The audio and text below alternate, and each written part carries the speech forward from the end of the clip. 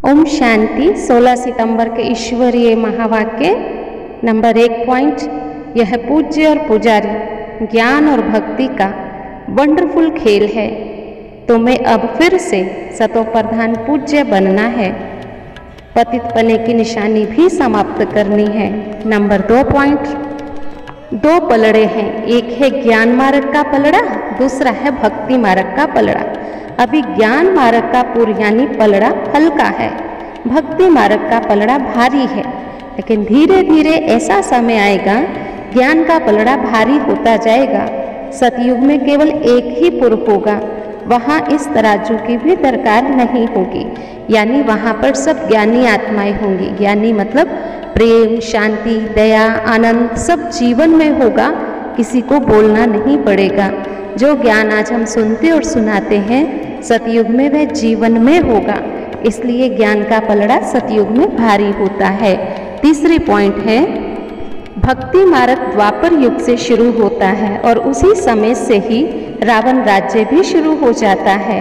फिर राम राज्य कब शुरू होता है, ये शिव बाबा ने हम बच्चों को वर्ल्ड की हिस्ट्री ज्योग्राफी सुनाई है। बरोबर 4 युग हैं, लेकिन 5वां संगम युग जिसको बाबा ने हम बच्चों को ड्रामा का ज्ञान जिसमें समझाया और कब राम राज्य कब रावण राज्य शुरू होता है ये समझाया। Point number 4। संगम युग पर जो ब्राह्मण बनते हैं यह ब्राह्मण वंशी व ईश्वरीय वंशी हो जाते हैं, ईश्वर की संतान हो जाते हैं, इसलिए आपस में भाई भाई हो जाते हैं। हम सब मूल वतन के यहाँ पाठ बचाने आए हैं। हम ही शूद्र से ब्राह्मण बने हैं, ब्राह्मण बन पढ़कर वह संस्कार ले जाएंगे, फिर हम सो देवता बनते हैं। कल हम शूद्र थे, आज हम ब्राह्मण हैं, कल हम फिर से देवता बनेंगे। 5वीं पॉइंट है सतयुग नई दुनिया होती है, कलयुग पुरानी दुनिया होती है। कलयुग में कोई सुख नहीं होता है, सतयुग में सभी सुख होते हैं। यह चक्र हम सबको ही लगाना है, नए से पुराना, पुराने से नया होना ही है। 6ठी पॉइंट है सबको बाबा का परिचय सदगति दाता के बारे में बताना है। देखो ये ब्रह्मा बाबा तो बाहर नहीं जाएंगे क्योंकि इनके साथ बाबा है। कोई भी मनुष्य को सदगति का तो पता ही नहीं है। सदगति की बातें तो तब समझे जब सदगति दाता को पहचाने।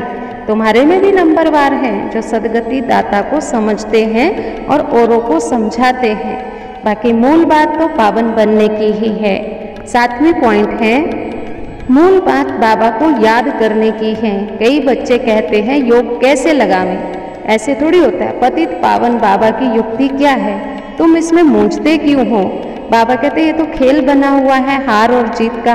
भारत ही पतित बनता है, भारत ही पावन बनता है और बनाने वाला पतित पावन बाबा है। आधा कल्प ज्ञान चलता है, आधा कल्प भक्ति चलती है।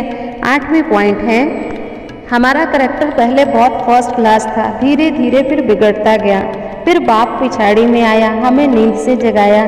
जैसे बाबा ज्ञान का सागर सृष्टि के आदि मध्य अंत को जानता है, ऐसे अब हम बच्चे भी जानते हैं।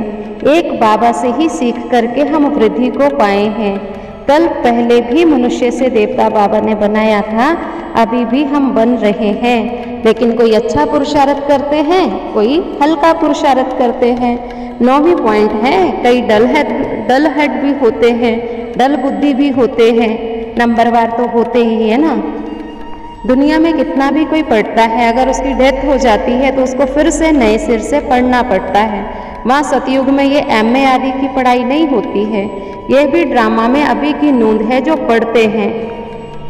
10वीं पॉइंट है अच्छी तरह पढ़ाई पढ़नी है, अपना रजिस्टर रखना है। दुनिया में तो गाते रहते मुझ निर्गुण हारे में कोई गुण नहीं, सारी दुनिया में ही अवगुण समझते हैं। बाबा कहते तुम तो गुणवान थे, सर्वगुण संपन्न, 16 कला संपूर्ण थे।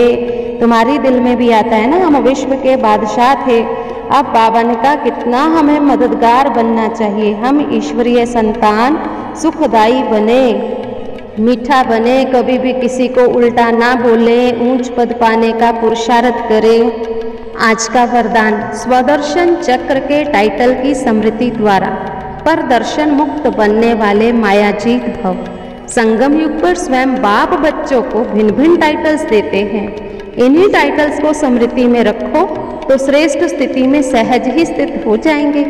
सिर्फ बुद्धि से वर्णन नहीं करो, लेकिन सीट पर सेट हो जाओ। जैसा टाइटल वैसी स्थिति। यदि स्वदर्शन चक्रधारी का टाइटल स्मृति में रहे तो प्रदर्शन चल नहीं सकता है। स्वदर्शन चक्रधारी अर्थात माया जीत, माया उनके आगे आने की हिम्मत नहीं रख सकती। स्वदर्शन चक्र के आगे कोई भी ठहर नहीं सकता। स्लोगन: वानप्रस्थ स्थिति का अनुभव करो और कराओ तो बचपन के खेल समाप्त हो जाएंगे। आज का स्वमान: मैं स्वदर्शन चक्रधारी आत्मा हूँ।